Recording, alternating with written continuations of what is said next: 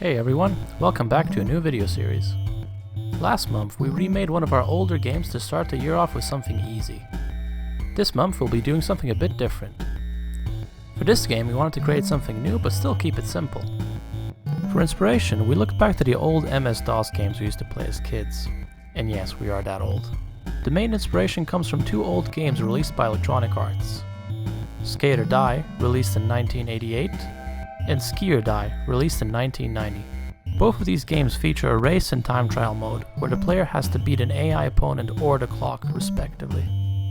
All of the game modes only feature one handmade track, which means there's no variety from run to run. We'd like to add some randomization to this formula in order to add some replay value to the game. This leads to our third inspiration. It's the surfing minigame found inside Microsoft Edge. The game is supposed to pop up automatically when you're offline, but you can open it any time by typing edge://surf into the address bar. It's similar to the other two games in the sense that all you do is race downwards while avoiding obstacles. But it has two main differences. First, the level is completely random. You'll get a different experience every time you play. And second, the aim of the game is to travel as far as possible as opposed to racing against time or an AI opponent. The further you travel, the higher your score will be. So what we plan to do is combine all these ideas into one. We would like to create a similar game where you can select your character and race down the screen against others and/or time for a high score. Whether the characters will have different stats like how fast they can go, or how quickly they can turn around, or they will all be completely the same apart from their looks is still unknown. There might be a map where the terrain is handmade so the players can practice the game mechanics. But luckily for the advanced players, our main focus will be to create a map that can generate tiles randomly but still make winning a possibility. And of course, since this is an arcade type game, it'll get repetitive very quickly. That's why we'll think of some challenges that can make the game more interesting.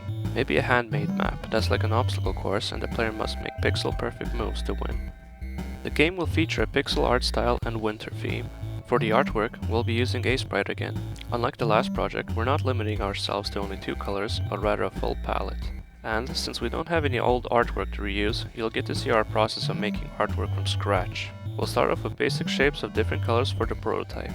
As the game takes shape, these will be replaced by actual sprites. Low detail placeholder sprites initially, then finally replaced by high detail sprites as we decide which ones we want to keep and which to discard.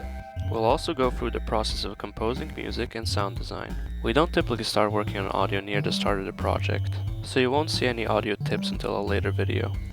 For this game, we'll be using Monogame. Monogame is an open source game engine written in C# which can target several platforms.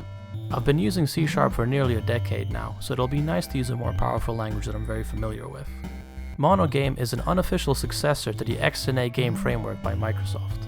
Some popular games made in XNA that you may have heard of include Terraria, Fez, Bastion, Magicka, and many more. And some games made in Monogame that you may have heard of are Streets of Rage, Stardew Valley, Celeste, just to name a few. The engine is mainly used for 2D projects, but from what I can see it has some 3D capabilities as well. Unlike more feature-rich engines like Unity and Godot, Monogame does not come with a built-in editor, so we'll miss out on the ability to create game scenes by dragging and dropping. However, because the levels in our game will be randomly generated, we're not really losing out this time. I've never used Monogame before, but it's the engine of choice of several games that I've enjoyed over the years, so I'm very eager to try it out. I'll leave my impressions in the wrap-up video of this series. That's it for the introduction. We're pretty excited to start something new this month. If you'd like to keep up with our progress and see how it turns out in the end, consider subscribing to the channel. Thanks for watching, see you in the next one.